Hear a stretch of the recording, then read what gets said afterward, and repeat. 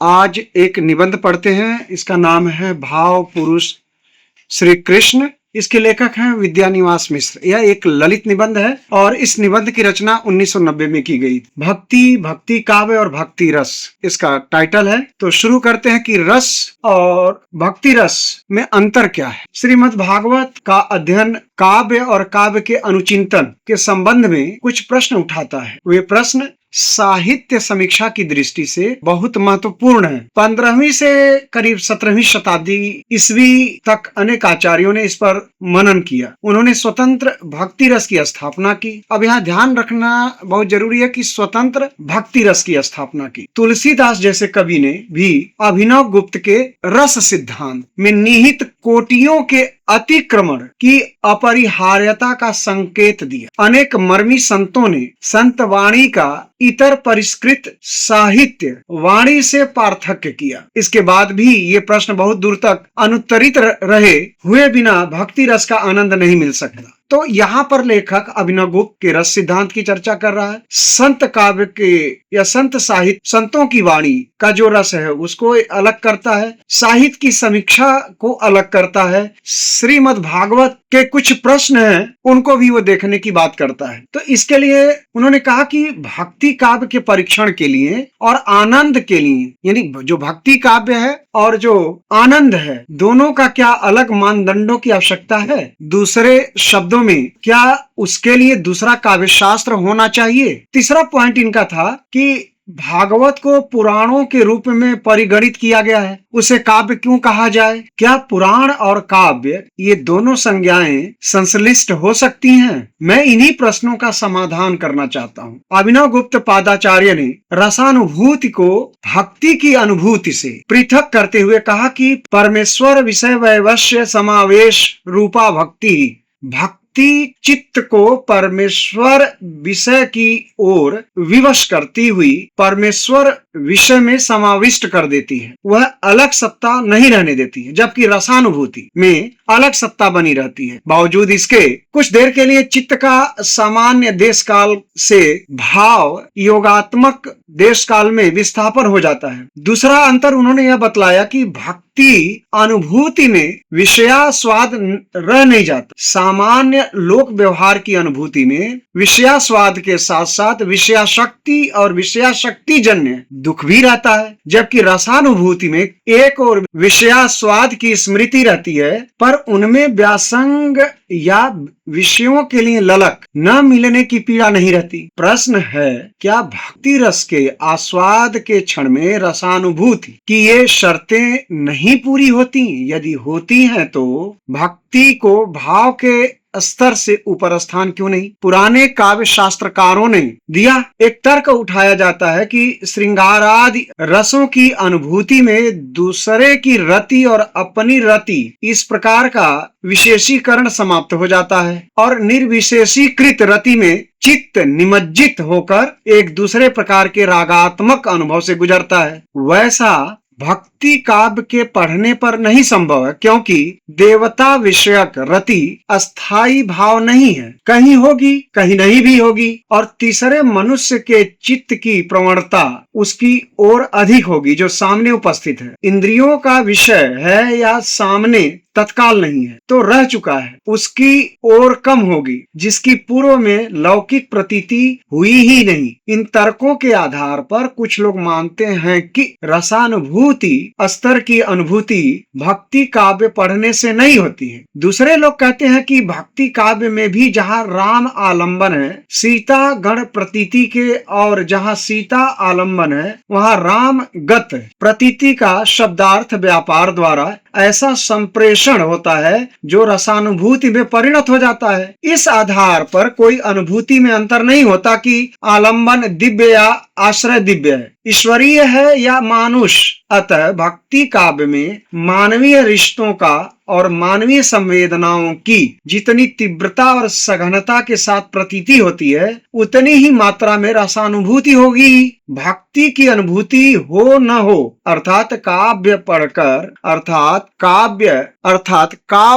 पढ़कर ईश्वर के साकार या निराकार रूप की ओर चित्त आकृष्ट हो न हो, भक्ति रसायन जैसे ग्रंथों में भी ठीक इससे अलग स्थापना की गई है। वहाँ माना गया है कि रस केवल एक है, वह है भक्ति रस। शेष रस भक्ति रस के अंगभूत हैं तो रस है, अन्यथा रसाभास कोई भी मानवीय संवेदना क्यों न हो, वह ईश्वरोन्मुख होकर ही सार्थक। शिशुपाल जैसे लोग श्री कृष्ण से द्वेष करते हुए भी श्री कृष्ण चिंता में लीन होने के कारण साधारण भूमि से ऊपर उठ जाते हैं। ऐसे शास्त्रों के अनुसार भक्ति अंतराय रहित सतत धारावाही एकोन्मुख प्रवाह है। दूसरे भाव उठते हैं, सो जाते हैं या विस्थापित हो जाते हैं। वे एकोन्मुख भी नहीं हो पाते, कभी एक से जुड़ते हैं, कभी दूसरे से, कभी एक से राग द्वेष का रूप लेते हैं, कभी दूसरे से। उनमें न भक्ति जैसी तीव्रता होती है, न भक्ति जैसी अविच्छिन्न धारावाहिता, न एकोन्मुखता। इसीलिए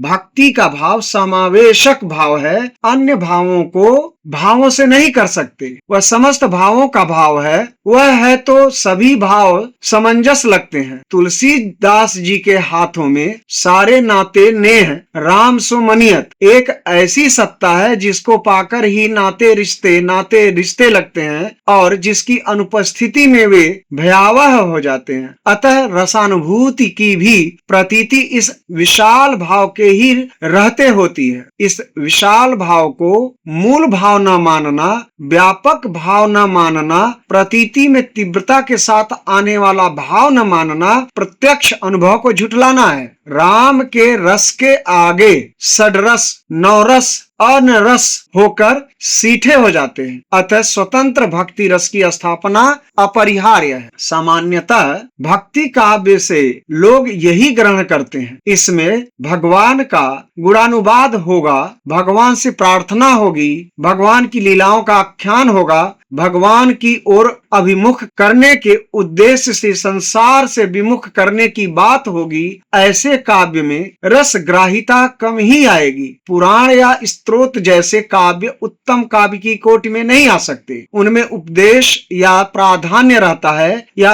अविश्वसनीय श्रद्धा का आरोप रहता है, या एक ऐसा काल्पनिक संसार रहता है जिसे मानने के लिए तर्क प्रज्ञा को निलंबित रखना पड़ता है। इस प्रकार के काव्य में सुक्ति चमत्कार तो हो सकता है, कहीं कहीं कुछ विमुग्ध करने वाली निरीह भावुकता भी हो सकती है, पर हृदय स्पर्शिता नहीं होती, और आधुनिक पाठक के लिए तो और भी नहीं। इन लोगों की दृष्टि में भागवत और रामचरितमानस में काव्यत्व इसलिए नहीं है कि वे भागवत भाव से काव्य हैं, बल्कि इसलिए है कि वे मानवीय भावों के घात प्रतिघात के मिलन, बिछुड़न के राग द्वेष के मनोहारी चित्रण है। श्री राम या श्री कृष्ण को पर ब्रह्म न भी माने तो भावोद्रेक में कोई कमी नहीं आती। जिस समय हम भागवत या मानस पढ़ते या सुनते हैं, अपने आप परवश करने वाला एक भाव मिलता है। या मानस में श्री कृष्ण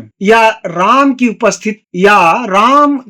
उपस्थिति चित्रित है, उसे अन्य उपस्थितियों से अधिक आकर्षक मानने की एक जातीय लाचारी तो रहती है, इससे कैसे इनकार करें। दूसरी ओर विषयासक्त मन में भी सूर की लीला पदावली पढ़कर सुनकर या भागवत में गोपियों की उन्मदान्ध प्रीति का आलाप पढ़ सुनकर जो एक अनुभूति होती है, वह तन्मय करने वाली होती ही है। इसका भी खंडन नहीं किया जा सकता। इसलिए लगता है कि नए सिरे से भक्ति काव्य और भक्ति रस के स्वरूप पर विचार करना होगा। भक्ति शब्द जिस धातु से निकला है, उस भज धातु के 4 अर्थ हैं। पहला अर्थ है हिस्सा बटाना, साझीदार होना। दूसरा अर्थ है सेवा करना, अपने को वशवर्ती के रूप में अर्पित करना। दूसरे शब्दों में अपना सब कुछ तदीय बना देना। तीसरा अर्थ है अनुषांगिक बन जाना, गौण बन जाना, पर को सामने लाना, स्व को ओट में रखना। इसी से काव्य शास्त्र में लक्षणावृत्ति के अर्थ में भक्ति शब्द का प्रयोग हुआ है। वहाँ मुख्य अर्थ गौण हो जाता और गौण या भक्त अर्थ मुख्य। और चौथा अर्थ है रचना। कालिदास ने भक्ति छेदैरिव विरचितान भूतिमंगे गजस्य की उपमा विंध्य के पर्वत से निकलने वाली पत्थरों के ढोकों के बीच बहने वाली नर्मदा से दी। तो उसमें हाथी के शरीर पर रचना को आज भी दशहरे में हाथी के शरीर पर जो रचना होती है भक्ति कहा। प्रस्तुत व्याख्यान के संदर्भ में भक्ति शब्द का प्रयोग इन सब अर्थों को समेटे हुए है। इसमें एक विशाल सत्ता के साथ साझेदारी का भाव है, उसकी सेवा का भाव है, अपने को अकिंचन मानने का भाव है, ऊपर से धन्य दिखने वाला कातर भाव है, अपने को रचने नहीं अपने रचे जाने का भाव भी है। भक्ति को भक्ति सूत्र में परानुरक्तिश्वरे कहा गया है। अनुराग कहने से कृतित्व का बोध अवशिष्ट रहता है, अनुरक्ति कहने से क्रिया मात्र का बोध रहता है। तो इस प्रकार का भाव देने या कहने का अर्थ यह है कि आज हो एक एक करी टरी हो, कह हम ही कह तुम ही माधव, अपुन भरोसे लड़ी हो। ये सूरदास कहते हैं। इस परानुरक्ति को न रति माना जा सकता है न और किसी कोटि में इसका अंतर्भाव किया जा सकता है। प्राचीन संस्कृत काव्य शास्त्र में अतिमाननीयता की दृष्टि अपनाई गई है। इसीलिए यहाँ पशु पक्षियों और वनस्पतियों के बीच परस्पर आकर्षण को रसाभास माना गया है। उस संकुचित मानवाबद्ध दृष्टि से यह अपेक्षा करना कि इस परानुरक्ति की रसवत्ता को स्वीकार होगी दुराशा ही होगी। परंतु यदि हम इस काव्य शास्त्र के पूर्ववर्ती अपने जातीय काव्य को गहराई से पढ़ते हैं, हमें लगेगा कि प्रकृति के भीतर भक्ति का पर्याप्त चैतन्य प्रवाह के साथ तादात्म्य में भी उतना ही तीव्र भाव उत्पादक है जितना स्त्री का पुरुष के लिए। एक को जैव आवश्यकता नहीं, दूसरे को नहीं। यह कम से कम अपनी समृद्धि साहचर्य भाविनी परंपरा में ग्राह्य नहीं होना चाहिए। नासदीय सूत्र में जिस काम की चर्चा है उसका एक छोटा सा अंश होगा यौन आकर्षण, अन्यथा उसके अंदर तो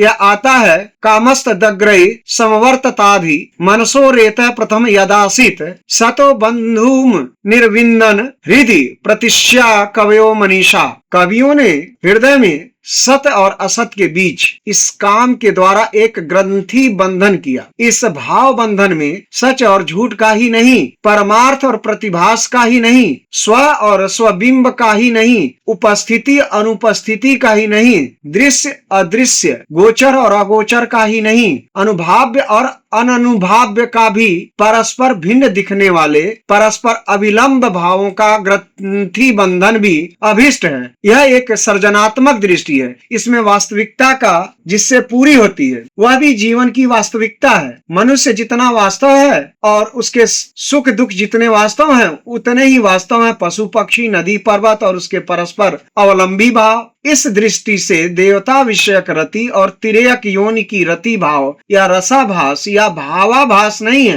वे भी रस बनने की पूरी संभावना रखने वाले भाव हैं। देवता की उपस्थिति की अनुभूति किस रूप में प्रतीत होती है, नदी पर्वत की उपस्थिति किस रूप में प्रतीत होती है, इसमें तादात्म्य हो सकता है और प्रतीति के कम तीव्र होने पर रसवत्ता नहीं होगी। यह बात समझ में आती है। यह बात भी समझ में आती है कि कभी कभी केवल दिखावे के लिए देवता को जगाने का कर्मकांड होता है। पर्यावरण के लिए प्रेम जब चबाता है वहां तो रसवत्ता कौन कहे एक खोखलापन ही उल्टे ग्रस लेगा। परंतु यह नहीं समझ में आता कि मनुष्य के भाव जगत में केवल मनुष्य ही रहेगा, चैतन्य के और आलंबन वहां नहीं रहेंगे। अतः इस भाव जगत की अपरिमेय संभावना को देखते हुए रसानुभूति का क्षेत्र विस्तृत करना ही होगा। नाट्य प्रयोग की आवश्यकता से प्रेरित होकर मानवीय रिश्तों तक ही भावाभिनय, रिश्तों का ही भावाभिनय को आधार मानकर मनुष्य के इतर अनुभव का अपलाप नहीं किया जा सकता। इसलिए भक्ति के शब्दार्थ समर्पित रूप में भी रस का प्रत्यय दुर्निवार है। जहां तक पुराण और काव्य के एक ग्रंथ में संश्लिष्ट होने का प्रश्न है, पुराण है ही काव्य की वाणी। पुराण का अर्थ है पुराने को पुराना न रहने देना, जातीय स्मृति को अपनी मति का अंग बनाना, अपने वर्तमान की अनुभूति और अपने भविष्य का बीज बनाना। उसमें काव्यात्मकता सर्वदा निहित है, केवल यही अंतर है कि उसमें जानकारी देने पर अधिक बल है, पर जानकारी जब दी ही नहीं जाती, फिरकी की तरह लीला भाव से नचाई जाती है, तो वह सहज काव्य बन जाता है। श्रीमद् भागवत ऐसा ही काव्य है, वह हमारे चित्त में अस्थायी रूप से घर कर जाता है। कैकेयी ने राम से अयोध्या लौटने पर कहा, बेटा सबकी साध पूरी की, मेरी साध नहीं पूरी करोगे? मैं तुम्हारी माँ बनना चाहती हूँ। राम ने कहा, तुम माँ बनोगी, पर तुमने पुत्र वत्सल पिता को क्लेश दिया, तुम्हें वात्सल्य का रस दूध पिलाने को नहीं मिलेगा। और कैकेयी ही देवकी बनी, माँ होकर वात्सल्य रस के दान से वंचित। यह पुराण काव्य नहीं तो और क्या है? संक्षेप में भक्ति काव्य का रसास्वाद भक्ति के भाव से कुछ विशिष्ट है, और यह रसास्वाद काव्य ही नहीं पुराण से भी संभव है, बशर्ते कि उसमें सृजनशीलता हो। तो विद्यानिवास मिश्र किस प्रकार से काव्य रस और भक्ति रस को एक व्यापक लेवल पर पुराणों से लेकर के पशु पक्षी, नदी नाले, झरनों, तालाबों, वनस्पतियों से जोड़ते हैं, और साहित्य और भक्ति रस को अंतर्निहित करने की बात करते हैं।